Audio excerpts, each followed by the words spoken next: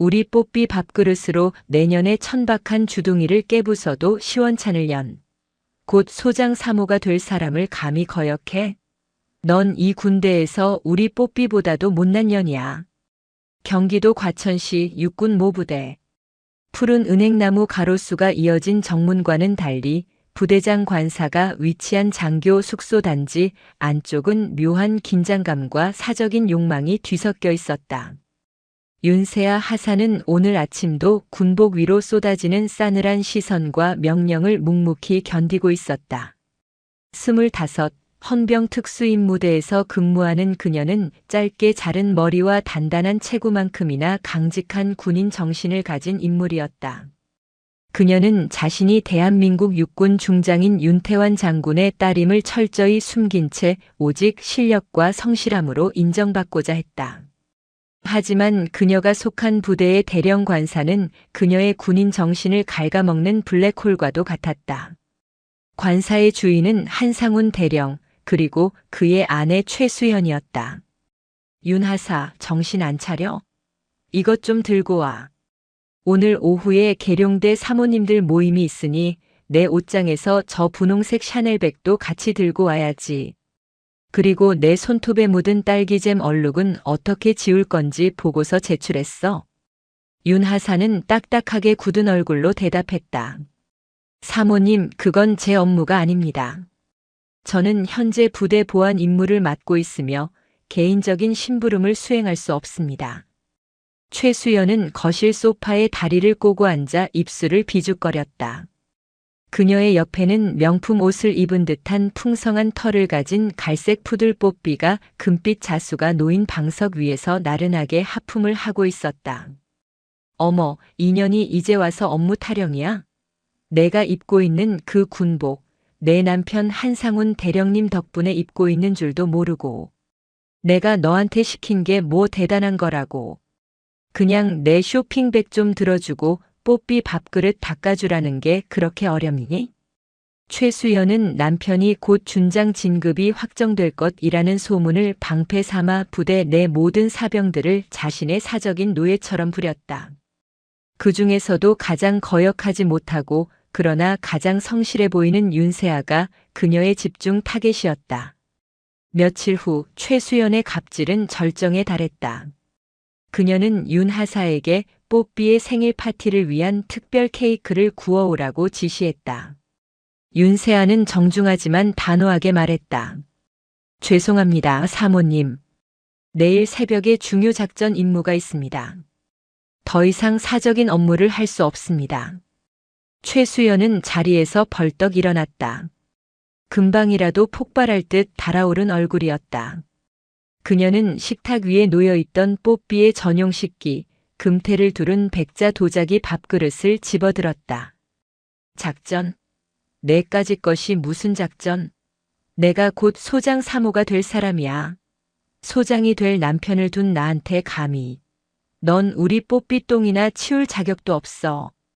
순간 쨍 하는 소리와 함께 윤세아의 뺨으로 뜨거운 분노와 통증이 몰려들었다. 최수연이 밥그릇으로 그녀의 얼굴을 사정없이 후려친 것이다. 윤세아는 이성을 잃지 않기 위해 온몸에 힘을 모아 버텼다. 뺨에서 느껴지는 둔탁한 통증보다 자신의 명예가 짓밟히는 수치심이 더 컸다. 피가 흐르는 뺨을 무시한 채 윤세아는 최수연의 눈을 똑바로 응시했다. 사모님께서는 현재 군인에 대한 폭행 및 모욕을 하셨습니다. 이는 징계 사유를 넘어선 형사처벌 대상입니다. 형사처벌? 하! 웃기지도 않아. 너 같은 하찮은 년이 나를 건드리면 내 남편 한상훈 대령님은 준장 진급을 취소하고 군복을 벗게 될 거라고 협박할 줄 알았어? 착각하지 마. 너 같은 애 하나 치우는 건 우리 라인에게 파리 한 마리 잡는 것보다 쉬워. 최수연은 숨을 헐떡이며 덧붙였다. 내 남편은 곧 준장이 될 거고 그 다음은 소장이야. 내가 왜 내년한테 이런 소리를 하는 줄 알아? 내년 따위는 내 발 아래 있다는 걸 확실히 보여주려고. 윤세아는 고통 속에서도 최수연의 말에 집중했다. 곧 소장 사모라는 단어. 대령에서 준장 진급은 치열하지만 준장에서 소장 진급은 더 어렵고 예측 불가능하다. 그런데 저 여자는 왜 저렇게까지 소장을 확신하는 거지? 그녀는 고통과 분노를 사겼다. 이것은 단순히 나에 대한 폭행 문제가 아니다. 그녀는 직감했다. 이 오만함의 뒤에는 군 조직을 좀먹는 거대한 비리가 숨어 있을지 모른다고. 윤세아는 피를 닦아내고는 나지막이 말했다. 알겠습니다, 사모님. 명심하겠습니다.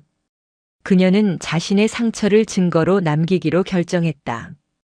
이것은 더 이상 윤세아 개인의 복수가 아니라 그녀가 목숨처럼 지키고자 했던 군의 명예를 되찾는 전쟁이었다. 윤세아 하사는 뺨의 상처가 아물기도 전에 움직이기 시작했다. 강아지 밥그릇으로 인한 물리적인 상처는 며칠이면 사라지겠지만 군인의 명예에 난 상처는 군복을 벗기 전까지 아물지 않을 것이었다. 그녀의 복수는 단순히 최수연이라는 민간인에게 형사적 책임을 묻는 것에 있지 않았다. 그녀의 분노는 군 계급을 방패 삼아 공적인 시스템을 사적으로 악용하는 대령 한상훈과 그 배후의 부패에 향했다. 의무실에 들러 치료를 받는 동안에도 그녀의 머릿속은 오직 최수연의 마지막 말에 집중했다. 곧 소장 3호가 될 사람. 한상훈 대령이 준장 진급 심사를 앞두고 있다는 것은 공공연한 비밀이다. 하지만 소장은 다르다. 아무리 라인을 잘 탔다고 해도 소장 진급은 대령이 관여하는 사업의 규모, 전공, 그리고 군의 대외적 명분까지 모두 충족되어야 한다. 그런데 마치 확정된 미래처럼 말하는 저 오만함은 어디서 오는 걸까? 윤세아는 자신의 경험과 지식을 총동원해 이 상황을 분석했다. 군의 요직은 늘 힘과 돈이 오가는 곳이었다. 한상훈 대령이 그토록 준장 진급을 확신하는 배경에는 분명 단순한 인사청탁을 넘어선 거대한 이권이 걸려있을 터였다. 그리고 최수연의 소장 3호 발언은 그 이권이 군 내부 비리 네트워크, 이른바 군피아와 연결되어 있음을 암시했다. 그녀는 당분간 자신의 억울함을 호소하거나 상부에 보고하는 대신 침묵하는 성실한 하사 역할을 지속하기로 했다.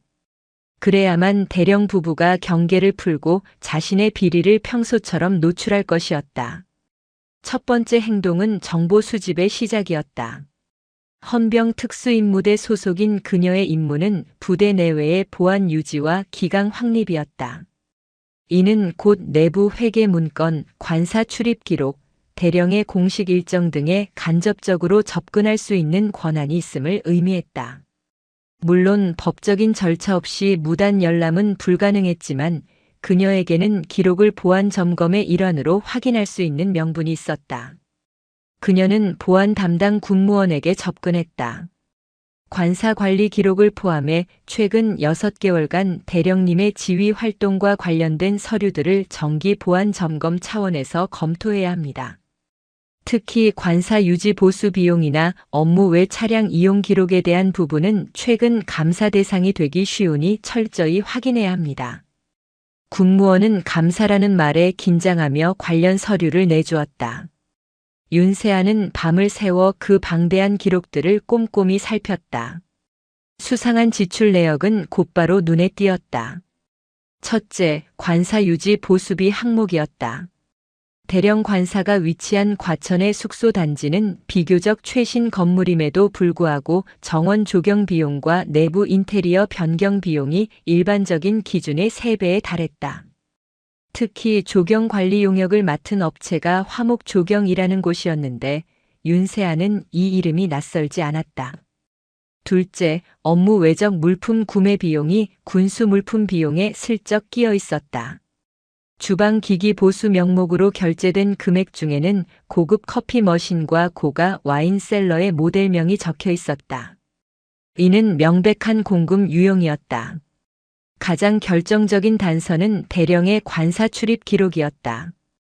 대령 한상훈은 주말마다 대전 유성구의 특정 숙박시설을 이용했는데 공적으로 처리된 출장 기록은 없었다. 대신 그 기간 동안 화목조경의 대표명의 차량이 관사를 방문하거나 대령이 해당 숙박시설 인근에서 특정 인물과 만났다는 정황이 포착되었다. 윤세아는 화목 조경과 대전의 숙박시설, 그리고 소장 3호라는 최수연의 오만함을 연결지었다. 화목 조경. 저 이름이 분명 내가 알고 있는 어떤 비리 사건과 관련이 있었는데, 며칠 후 윤세아는 자신의 특수임무대 업무 시간 외에 개인적인 시간을 투자하여 군 내부의 과거 감사보고서와 비리 관련 기사들을 찾아보았다. 그녀는 마침내 화목 조경의 정체를 확인했다. 화목 조경은 단순한 조경업체가 아니라 군납 비리로 알려진 방위 산업체의 위장 계열사였다. 이들은 주로 군부대 시설 공사에 참여하여 공사 금액을 부풀리고 군 고위 관계자들에게 리베이트를 제공하는 역할을 해왔다. 이 업체가 한상훈 대령 관사의 조경을 맡았다는 것은 대령이 이 비리 네트워크와 깊숙이 연결되어 있다는 명백한 증거였다. 윤세아는 자신의 수첩에 조용히 기록했다. 화목 조경, 대전 유성, 군납 비리. 준장을 넘어 소장을 바라보는 탐욕. 그녀의 차가운 눈빛에 결의가 서렸다. 이 싸움은 단순히 밥그릇 폭행 사건을 넘어선 군 조직의 숙명적인 오물을 청소하는 작업이 될 것이었다. 그녀는 이 모든 증거를 모아 자신의 명예를 걸고 군에 대한 충성을 증명할 참이었다. 윤세아 하사는 이제 자신이 어떤 거대한 사슬의 단면을 붙잡았는지 깨닫기 시작했다.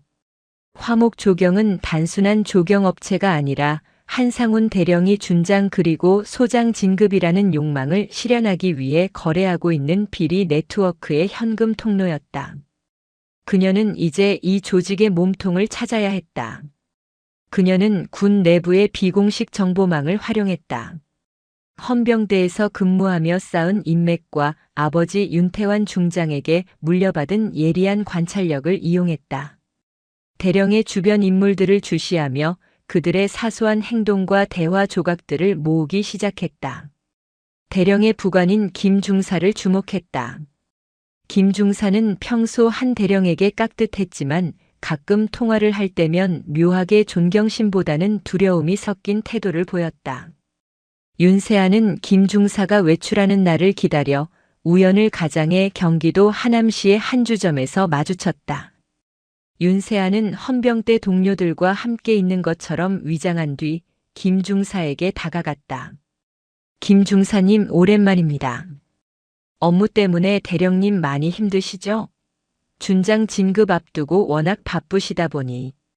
김 중사는 술이 반쯤 취한 상태였다. 그는 잔을 털어넣으며 한숨을 쉬었다. 아이고 윤 하사님. 바쁘다 마다요. 진급이 사람 잡는 겁니다. 진급이. 그 회만 아니면 대령님도 이 정도로 무리 안 하실 텐데. 그 회요? 무슨 모임 말씀이십니까? 윤세아가 천연덕스럽게 물었다. 아닙니다. 술김에 쓸데없는 소리를. 그냥 대령님 동기들 모임입니다. 화랑회라고. 다들 진급 앞두고 있는 분들이라 으쌰으쌰 하는 모임이죠. 윤세아의 심장이 빠르게 뛰었다. 화랑회. 바로 이것이었다. 과거 비리 감사 자료에서 장성 진급을 목적으로 한 군 사조직으로 거론된 적이 있던 이름이었다. 이들은 군 인사와 주요 사업 입찰 정보를 공유하며 조직적으로 군수품 리베이트를 받아 진급 자금을 마련하는 군피아의 핵심 세력이었다. 윤세아는 김 중사에게서 몇 가지 정보를 더 얻어냈다. 화랑회가 매 분기 서울 강남의 고급 식당이나 대전의 특정 펜션에서 모임을 가지며 모임 때마다 검은 가죽 서류 가방이 오갔다는 것. 그리고 그 모임에는 방산업체 화목 조경의 실질적인 소유주도 참여했다는 것. 윤세아는 다음 단계로 화랑회와 관련된 대령의 자금 흐름을 추적하기 시작했다. 그녀는 대령 관사 관리 기록 중 업무 외적 물품 구매 비용이 군수 물품 비용에 슬쩍 끼어 있었다는 사실을 기억해냈다. 그녀는 특정 기간 동안 대령 관사에서 사용한 공용법인 카드 내역을 추적했다. 그녀가 발견한 것은 경기도 안양시의 한 고가 와인 판매점에서 정기적으로 거액이 결제된 기록이었다. 결제 명목은 부대 지휘관 접대 물품 구매. 군 부대 지휘관 접대라면 왜 특정 와인점에서만, 그것도 매번 수백만 원씩 결제되는 거지. 윤세아는 이 와인점이 화랑회의 모임 장소 중 하나인 강남의 고급 식당과 연결되어 있음을 찾아냈다. 와인 판매점은 위장 거래를 통해 법인 카드 결제를 받고 실제로는 현금 비자금을 한상훈 대령에게 전달하는 통로 역할을 하고 있었다. 이때쯤 대령 아내 최수연의 오만함은 극에 달했다. 그녀는 밥그릇 폭행 사건이 아무 일 없이 묻히자 윤세아를 다시 호출했다. 윤하사, 내가 얼마나 굴욕적인지 알겠지? 내가 나를 형사처벌하겠다고. 웃겨. 내 남편은 곧 준장이 되고 나는 소장 사모가 될 사람이야. 너 같은 하찮은 년이 감히 건드릴 수 있는 레벨이 아니라고. 사모님, 저는 제 할 일을 했을 뿐입니다. 윤세아는 흔들림 없이 대답했다. 할 일? 내 할 일은 나를 여왕처럼 모시는 거야. 다음 주에 있을 우리 뽀삐의 생일 파티에 참석할 소장님 사모님들 명단 정리해. 그리고 내가 직접 미슐랭 셰프를 섭외해와. 윤세아는 겉으로는 복종하는 척하며 명단을 받아들었다. 명단에는 화랑회와 관련된 고위 장성 부인들의 이름이 가득했다. 이것은 그녀에게 증거와 증인을 확보할 수 있는 절호의 기회가 될 터였다. 윤세아는 뺨의 통증 대신 가슴속에서 차갑게 타오르는 사명감을 느꼈다. 대령 부부의 탐욕은 그들 스스로에게 재앙을 가져올 미끼였다. 그녀는 이제 마지막 결정적인 증거를 잡기 위한 덫을 놓기 시작했다. 윤세아 하사의 치밀한 증거 수집은 한상훈 대령의 진급을 앞둔 초조함을 극대화시켰다. 대령은 알 수 없는 곳에서 새어나오는 정보 유출에 불안감을 느끼기 시작했다. 그는 자신의 라인과 화랑회의 실세들에게 최근 부대 내부에 이상 기류가 감지되니 철저히 보안을 유지하라는 지시를 내렸다. 대령은 자신의 오른팔인 김중사를 통해 윤세아 하사의 일거수일투족을 감시하기 시작했다. 김중사는 대령의 지시에 따라 윤 하사의 컴퓨터 사용 기록, 통화 내역, 심지어 휴가 중 행선지까지 은밀하게 보고했다. 김중사, 윤 하사 그 계집에 요즘 이상한 행동 없어? 한 대령이 굳은 얼굴로 물었다. 대령님 이상합니다. 윤 하사는 평소보다 더 완벽하게 업무를 처리하고 있습니다. 다만 그녀가 최근 관사 회계 서류와 군납업체 관련 과거 보고서를 필요 이상으로 오랫동안 검토했다는 보고를 받았습니다. 한 대령의 눈빛이 싸늘하게 변했다. 회계 서류와 군납업체. 그 두 가지는 자신이 준장 진급을 위해 은밀하게 진행했던 화랑회의 핵심 사업이었다. 당장 그 계집애에게 징계를 위한 꼬투리를 잡아. 작전 임무 배치도 빼버리고 힘든 일만 시켜서 관두게 만들어. 진급 심사 직전에 부대 내 하급자가 소란을 피우는 건 절대 용납할 수 없어.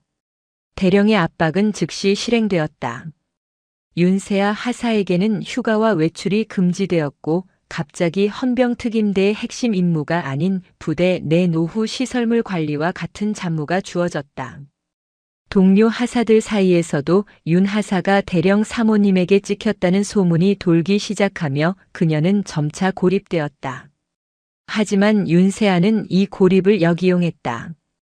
잡무를 처리하며 부대 구석구석을 돌아다닐 수 있게 되었고 그녀는 이 기회를 이용해 대령의 은밀한 금고가 숨겨져 있을 법한 장소들을 탐색했다. 마침내 그녀는 대령 집무실 옆에 있는 사용하지 않는 작은 창고에서 수상한 낌새를 포착했다. 창고 바닥재 밑에 미세한 틈이 있었던 것이다. 나를 잡아 그녀는 보안 점검을 핑계로 창고에 접근했다.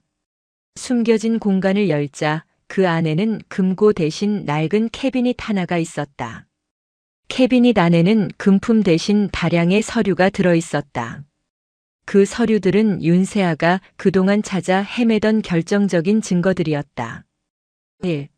화랑회 회원 명단 및 회비 납부 기록 중장급 2명, 소장급 4명, 준장급 5명 등 고위 장성들의 실명이 포함되어 있었다. 대령 한상우는 가장 큰 액수의 회비를 납부한 회원이었다. A. 무기 도입 리베이트 계약서 사본 화목 조경을 통한 리베이트 금액과 그 돈이 화랑회 회원들에게 어떻게 분배될지 상세히 적혀 있었다. 이 서류에는 한상훈 대령의 친필 서명과 함께 소장 진급 확정 시 리베이트 추가 지급이라는 조항이 명시되어 있었다. 대령 아내가 소장 사모를 확신했던 이유가 바로 여기에 있었다. 3. 대령 아내의 개인 비위 기록 최수연이 관사 물품을 개인적으로 유용하거나 하급자들에게 받은 뇌물성 선물을 기록한 수첩. 윤세아는 떨리는 손으로 이 모든 증거를 고해상도 카메라로 완벽하게 기록했다. 하지만 서류가 너무 방대했기에 이 방대한 원본 서류를 안전하게 빼내는 것은 불가능했다. 그녀가 증거 수집을 완료하는 바로 그 순간 창고 문이 쿵 하고 열렸다. 윤세아 하사. 내년 여기서 뭘 하는 거야? 한상훈 대령이었다. 김 중사의 보고를 받고 직접 달려온 것이다. 그의 얼굴은 분노와 공포로 일그러져 있었다. 그는 윤세아의 손에 들린 카메라를 발견하고 미친 듯이 달려들었다. 감히 내 진급을 망치려 해? 내년 아버지라도 와서 막지 못할 거다. 윤세아는 대령을 힘껏 밀쳐내고 출구로 뛰쳐나갔다. 그러나 부대장 관사 외부에는 이미 대령 측에서 보낸 듯한 사병들이 그녀를 막고 있었다. 윤세아는 자신이 궁지에 몰렸음을 깨달았다. 이대로 잡히면 모든 증거는 파괴되고 자신은 군 형법상 최고 수준의 처벌을 받을 터였다. 그녀는 마지막 남은 힘을 짜내 주머니 속에 위성통신망이 연결된 특수 휴대전화를 꺼냈다. 이 전화는 그녀가 아버지 윤태환 중장의 딸임을 증명하는 유일한 물건이자 위급 상황 시에만 사용하도록 맹세했던 마지막 보루였다. 한 대령이 그녀의 머리채를 잡으려는 순간 윤세아는 짧고 단호한 음성 메시지를 남겼다. 아버지, 저 세아입니다. 모든 증거 확보했습니다. 비상코드는 B. 지금 바로 도움을 요청합니다. 과천 관사입니다. 메시지를 전송한 후 한 대령에게 휴대폰을 빼앗겼다. 대령은 휴대폰을 바닥에 던져 박살냈다. 이제 끝이야. 내년의 모든 것을 여기서 끝내주겠다. 윤세아는 쓰러졌지만 눈빛만은 살아있었다. 그녀는 알았다. 자신이 심은 불꽃이 이제 거대한 불길이 되어 곧 군 조직 전체를 태울 것이라는 것을. 그녀는 아버지의 결단과 군의 정의가 이 상황을 어떻게 심판할지 믿고 기다릴 뿐이었다. 서울 용산구 국방부 청사. 육군 중장 윤태환은 그날 저녁 긴급 군사회의를 주재하고 있었다. 그는 엄격하고 공정한 지휘 스타일로 군내에서 두터운 신망을 받는 인물이었으나 딸 윤세아의 존재를 공직에서 언급한 적은 한 번도 없었다. 그는 딸이 오직 자신의 실력으로 군인이 되기를 바랐고 딸 역시 그 약속을 지켰다. 회의가 끝나갈 무렵 그의 보안 휴대폰이 울렸다. 암호화된 음성 메시지. 아버지, 저 세아입니다. 모든 증거 확보했습니다. 비상코드는 B. 지금 바로 도움을 요청합니다. 과천 관사입니다. 비상코드 B. 그것은 윤세아가 군 내부 비리나 생명의 위협을 받는 극도의 위기 상황에서만 사용하기로 맹세했던 코드였다. 그리고 모든 증거 확보라는 말은 딸이 단순한 폭행 사건을 넘어 무언가 거대한 것을 건드렸음을 의미했다. 윤 중장은 심장이 얼어붙는 듯 했다. 그는 즉시 회의를 정리하고 비서실장에게 모든 일정을 취소하라고 지시했다. 그의 얼굴은 분노나 공포 대신 강철 같은 결단력으로 가득 찼다. 그는 지금 아버지로서 딸을 구해야 하는 동시에 부패한 군 조직을 정화해야 하는 군 최고위 장성의 임무를 수행해야 했다. 그는 가장 신뢰하는 군사법원 고위 관계자 2명을 극비리에 호출했다. 두 사람에게 윤 하사가 확보한 증거의 개요와 한상훈 대령이 속한 화랑회의 비리 연루 가능성을 간략하지만 정확하게 전달했다. 한 대령이 준장 진급을 앞두고 무기 도입 리베이트와 인사청탁에 깊이 관여한 정황입니다. 딸은 그 과정에서 폭행당했지만 개인적 복수가 아닌 군의 명예를 위해 모든 증거를 모았습니다. 나는 내 딸을 구하는 동시에 군의 만연한 부패를 도려낼 것입니다. 모든 수사는 법과 원칙에 따라 한치의 사심 없이 진행되어야 합니다. 윤 중장의 지시로 국방부 감찰본부와 군사경찰특수수사대 MCST가 즉시 움직이기 시작했다. 수사대는 과천시 장교 숙소 단지로 은밀하게 출동했다. 이 모든 과정은 최고위 장성의 지휘 아래 극비 보안 작전처럼 진행되었다. 한편 대령 관사에서는 한상훈 대령이 윤세아를 끌고 집무실로 들어갔다. 이 천박한 년, 감히 나를 협박해?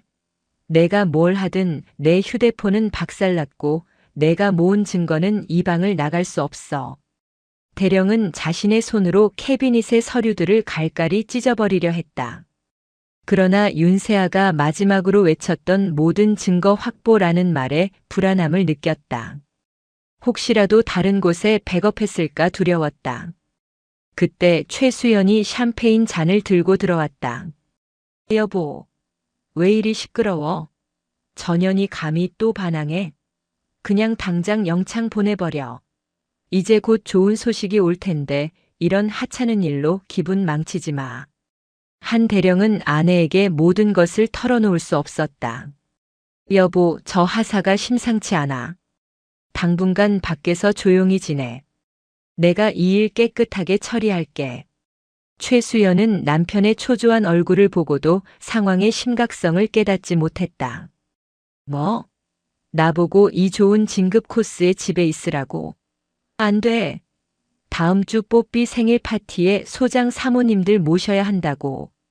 바로 그 순간이었다. 쾅! 관사문이 부서질 듯 열리고 군사경찰특수수사대 소속의 건장한 사병들이 들이닥쳤다. 그들은 완벽하게 무장하고 있었으며 지휘관은 냉정한 표정으로 체포영장을 제시했다. 한상훈 대령님. 귀하는 현재 군 형법상 뇌물수수, 인사청탁, 군 기밀 누설 및 품위 유지 위반 혐의로 긴급 체포합니다. 군사경찰에 의해 모든 권리가 보장됨을 알려드립니다. 한 대령은 눈앞이 하얗게 변했다. 말도 안 돼. 누가 감히 나를. 내가 곧 준장이 될 몸인데. 누가 날 모함했어. 그는 미친 듯이 윤세아를 노려보았지만 윤세아는 이미 군사경찰의 보호 아래 관사를 빠져나가고 있었다. 최수연은 들고 있던 샴페인 잔을 떨어뜨렸다. 쨍그랑 소리와 함께 그녀의 머릿속에는 오직 하나의 생각만 남았다. 소장 3호의 꿈이 산산조각 나는 소리였다. 그녀는 남편을 붙잡고 절규했다. 여보, 이게 무슨 일이야? 빨리 나한테 말해. 2년 때문이지? 저 하찮은 년이. 한 대령은 아내의 절규를 뒤로 한 채 군사경찰에게 끌려나갔다. 그의 진급은커녕 그의 군복 자체가 불명예스럽게 벗겨질 운명이었다. 폭풍은 이제 막 시작되었다. 한상훈 대령의 긴급 체포는 군 내부를 뒤흔들었다. 진급 심사 직전에 대령이 체포된 것은 군 수뇌부 내에서도 전례 없는 일이었기 때문이다. 그러나 수사대는 윤세아 하사가 확보한 결정적인 증거를 토대로 신속하게 움직였다. 군사법원 특수수사대는 화랑회 회원 명단, 무기 도입 리베이트 계약서 사본, 그리고 대령의 친필 서명이 담긴 비리 서류들을 분석했다. 증거는 너무나 완벽했고 치명적이었다. 수사 과정에서 윤세아 하사의 존재는 철저히 비밀에 붙여졌다. 군은 그녀의 신분을 보호하는 동시에 내부 고발의 공정성을 확보하고자 했다. 윤세아는 공식적으로 폭행 피해자이자 사건의 최초 목격자로만 알려졌다. 조사실에서 한상훈 대령은 처음에는 혐의를 완강히 부인했다. 이 모든 것은 모함입니다. 제가 진급하는 것을 시기하는 정적들의 음모입니다. 제가 어떻게 이런 리베이트에 관여하겠습니까? 화랑회는 단순한 친목 모임일 뿐입니다. 수사팀장은 대령의 눈앞에 소장 진급 확정 시 리베이트 추가 지급 조항이 명시된 서류와 그의 친필 서명을 내밀었다. 친목 모임이라더니 진급 심사가 아닌 소장 진급에 따른 리베이트 조항까지 있군요. 귀하의 아내는 왜 그토록 소장 사모를 외쳤는지 이제 알겠습니다. 군의 명예를 리베이트로 거래한 것에 대해 할 말이 있습니까? 대령의 얼굴은 핏기 하나 없이 질렸다. 그는 오랫동안 묵인해온 비리의 사슬이 자신의 목을 조르고 있음을 깨달았다. 그는 결국 모든 혐의를 인정했다. 한편 최수연은 남편이 체포되자마자 강아지 밥그릇 폭행 사건을 무마하려 안간힘을 썼다. 그녀는 윤세아 하사에게 거액의 합의금을 제시하며 협박과 회유를 동시에 진행했다. 윤 하사, 내가 이 돈을 받고 입 다물면 너는 명예롭게 군 생활을 마칠 수 있어. 안 그러면 너도 이 군대에서 영원히 매장될 거야. 내 주제를 알아야지. 윤세아는 군사법원에서 최수연을 마주했다. 최수연은 여전히 오만했고 자신의 잘못을 인정하지 않았다. 사모님께서는 저를 강아지 밥그릇으로 폭행하셨고 뽀삐보다 못난 년이라고 모욕하셨습니다. 폭행에 대한 사과와 반성 대신 다시 협박과 모욕을 하셨군요. 저는 사모님의 돈이 아니라 법적 심판을 원합니다. 윤세아는 침착하게 자신이 당한 폭행의 정도, 최수연의 지속적인 갑질과 사적 노예화, 그리고 그 과정에서 느꼈던 군인으로서의 모욕감을 증언했다. 그녀의 증언은 감정에 호소하는 대신 오직 사실과 군율에 기반하여 진행되었다. 이 진술 과정에서 최수연은 자신의 남편이 소장 진급을 위한 비리 자금 때문에 자신에게 엄청난 돈을 안겨줄 것이라고 믿었으며 윤 하사를 자신의 미래 권력에 대한 위협으로 간주했다는 사실이 밝혀졌다. 그녀의 오만함과 허영심이 바로 이 사건의 발단이었음이 명확히 드러났다. 군사법원은 한상훈 대령에게 파면 및 중징계를 결정했고 최수연에게는 군인에 대한 폭행 및 모욕죄로 민형사상 최고 수준의 처벌과 피해 보상을 명령했다. 그들의 몰락은 군 내부망을 통해 빠르게 확산되었고 썩은 고름을 짜낸 듯한 시원함이 군 전체를 휩쓸었다.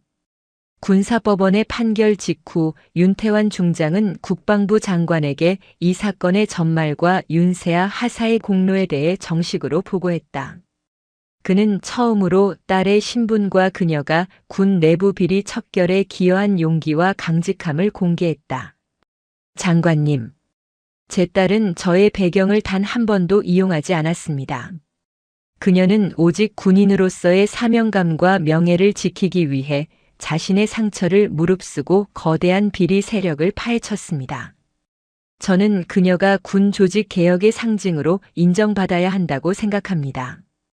국방부는 이 사건을 군 기강 확립 및 내부 부패 척결의 모범 사례로 규정했다. 특히 하급자인 여군 하사가 고위 장교의 비리를 파헤친 이야기는 전국적인 언론의 주목을 받았다.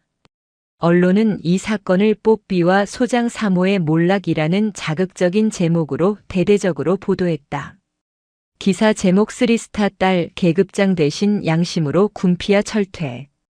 윤세아 하사는 인터뷰 요청을 모두 거절하고 조용히 자신의 업무에 복귀했다.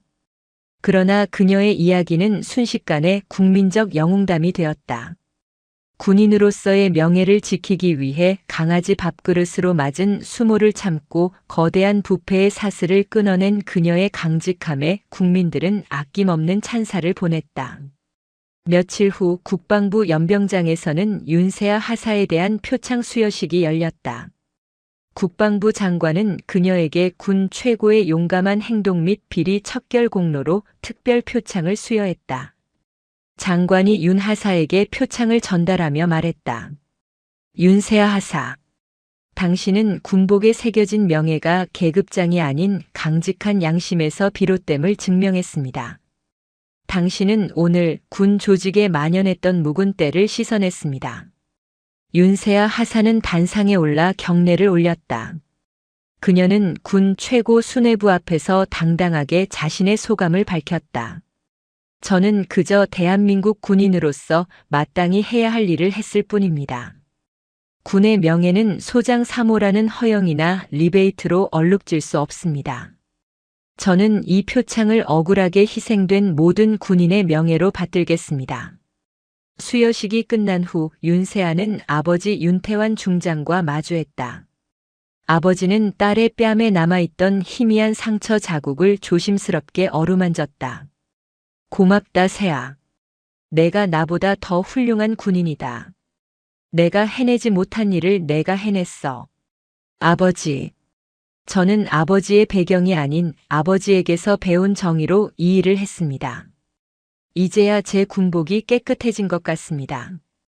윤세아는 한상훈 대령 부부로부터 폭행 피해에 대한 법적 보상을 모두 받아냈다. 그녀는 그 보상금 전액을 군 내부 비리 신고자 보호기금에 기부했다.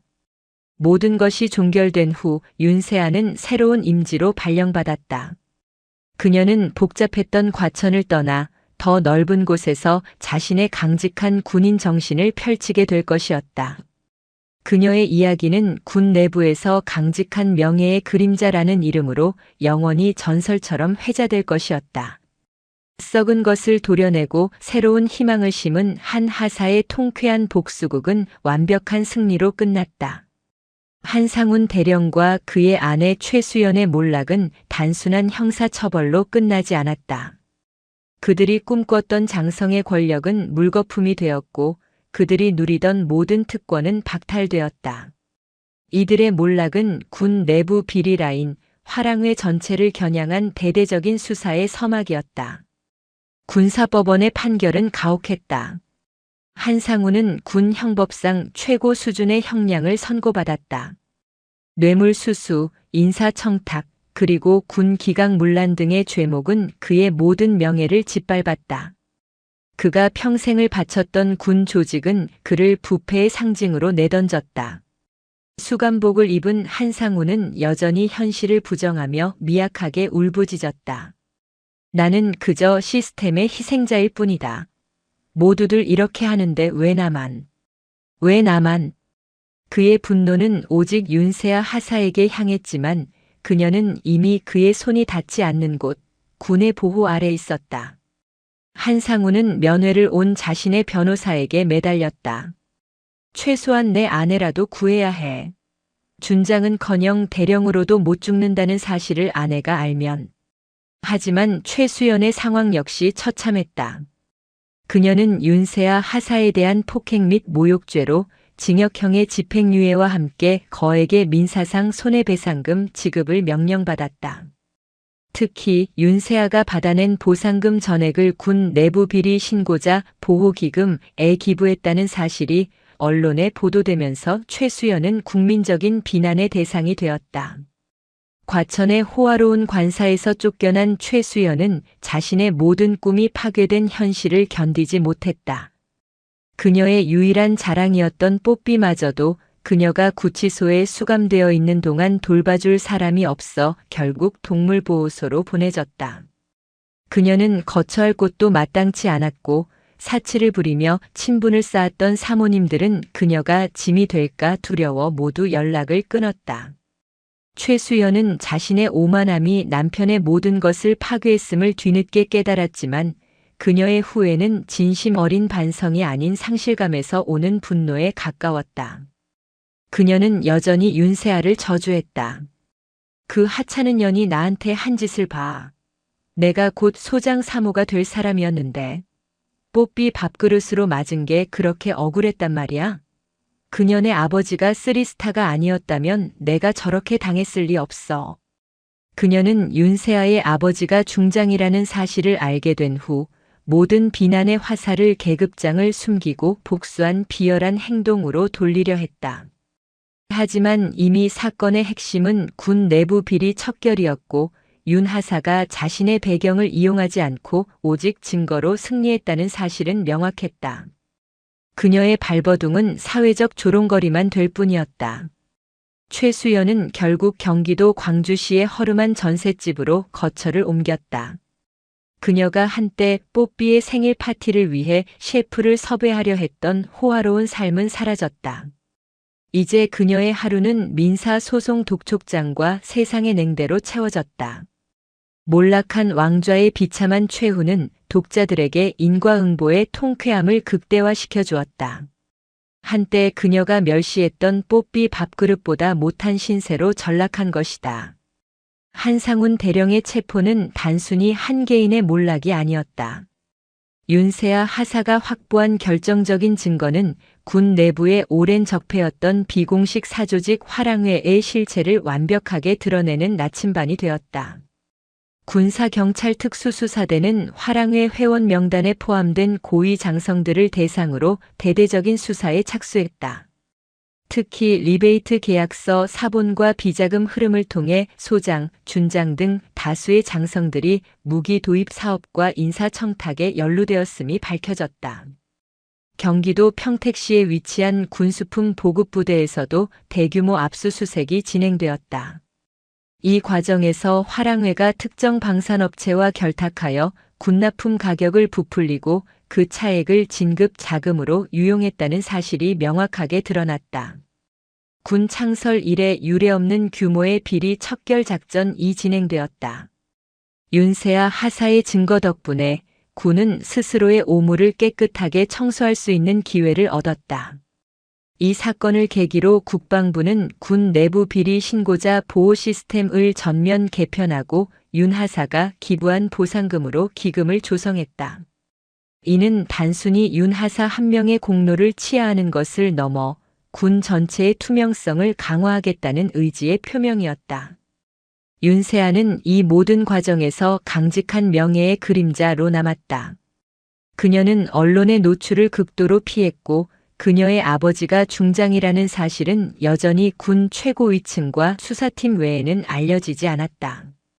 그녀는 자신의 숨겨진 계급이 아니라 군인으로서의 양심이 승리했음을 보여주고자 했다. 군 내부에서는 윤 하사에 대한 존경심이 최고조에 달했다. 특히 하급자들 사이에서는 그녀의 이야기가 전설처럼 퍼져나갔다. 결국 계급장이 아니라 증거와 정의가 이긴다. 대령의 아내에게 밥그릇으로 맞고도 그 밥그릇으로 비리 왕국을 무너뜨렸다. 윤세아 하사는 이 모든 변화를 조용히 관찰했다. 그녀는 여전히 변함없이 부대에 충성했지만 그녀의 존재 자체만으로 부대 분위기는 이전과 완전히 달라졌다. 사적인 심부름은 완전히 사라졌고 상관들은 하급자들에게 전례 없는 예의와 공정함을 갖추기 시작했다. 두려움 때문이기도 했지만 윤 하사의 강직한 모범이 그들에게 일종의 정신적 경례를 요구했기 때문이었다. 윤 하사는 자신의 목표가 달성되었음을 확인했다.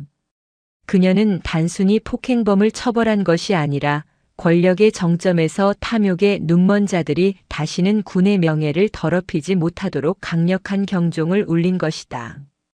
그녀의 내면은 이제 평온했다. 폭행당한 뺨의 상처가 완전히 아물었듯이 군인으로서 느꼈던 모욕감도 정의로운 승리로 깨끗이 씻겨 내려갔다. 모든 수사와 징계 절차가 마무리된 후 윤세아 하사는 국방부 장관의 특별 명령으로 새로운 임지로 발령받았다.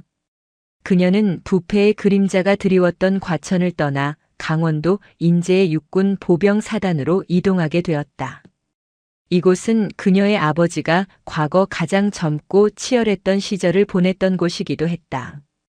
전출을 하루 앞두고 윤 하사는 아버지 윤태환 중장과 군부대 외곽의 한 조용한 찻집에서 만났다. 아버지는 딸에게 새로운 임지에서의 생활에 대한 조언을 건넸다. 세아야, 너는 내 힘으로 군 조직의 가장 더러운 부분을 도려냈다. 이제 너는 군 최고의 영웅이다. 그러나 너의 앞길에는 여전히 내 배경을 의심하거나 혹은 내 공로를 질투하는 시선이 있을 것이다. 윤세아는 미소 지으며 대답했다. 아버지, 저는 이미 그들의 시선에 굴복하지 않는 법을 배웠습니다. 제가 쓰리스타의 딸이라는 것을 아는 사람은 아버지와 저, 그리고 군 수뇌부 몇 명뿐입니다. 새로운 부대에서도 저는 윤세아 하사로 오직 실력과 강직함으로 평가받겠습니다. 윤 중장은 딸의 굳은 의지에 고개를 끄덕였다. 그래. 이제 너의 군복은 더욱 무거워졌다. 내가 짊어진 명예는 개인의 승리를 넘어섰다. 윤 하사는 아버지와 헤어진 후 새로운 임지로 향하는 기차에 몸을 실었다. 창밖으로 빠르게 지나가는 풍경처럼 그녀의 과거는 이미 역사가 되었다. 최종적인 사이다 결말. 1. 가해자들의 최후 한상훈 대령은 교도소 수감 후 파면 처리되어 모든 연금 및 명예를 박탈당했다. 그의 이름은 군 역사의 부패한 장교의 오명으로 기록되었다. 최수연은 사회적 고립 속에서 쓸쓸하게 하루하루를 보냈으며 그녀가 그토록 외치던 소장 3호라는 허영은 영원히 그녀를 따라다니는 조롱거리가 되었다. 피해자의 완벽한 보상 윤세아 하사는 폭행에 대한 법적 보상과 더불어 군 최고의 명예표창을 받았다. 그녀의 이야기는 군 내부의 정신교육교재에 실려 모든 장병들에게 정의와 용기의 상징으로 전파되었다. 그녀의 승리는 계급이 아닌 양심이 이긴다는 명징한 메시지를 남겼다. 3. 조직의 변화 화랑회가 해체된 후 군은 인사 및 무기 도입 시스템의 투명성을 대폭 강화했다.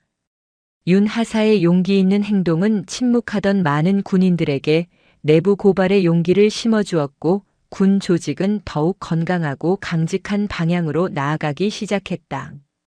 윤세아 하사는 인제의 새로운 부대에 도착했다. 그녀는 짧은 머리를 단정하게 다듬고 헌병 특임대원으로서의 임무를 수행하기 위해 힘차게 발을 내디뎠다. 그녀의 군복 위에는 어떠한 계급장의 그림자도 드리워지지 않았다. 오직 강직한 군인의 명예만이 빛나고 있었다. 그녀는 문득 자신의 뺨을 스쳤던 개밥 그릇의 차가운 감촉을 떠올렸다.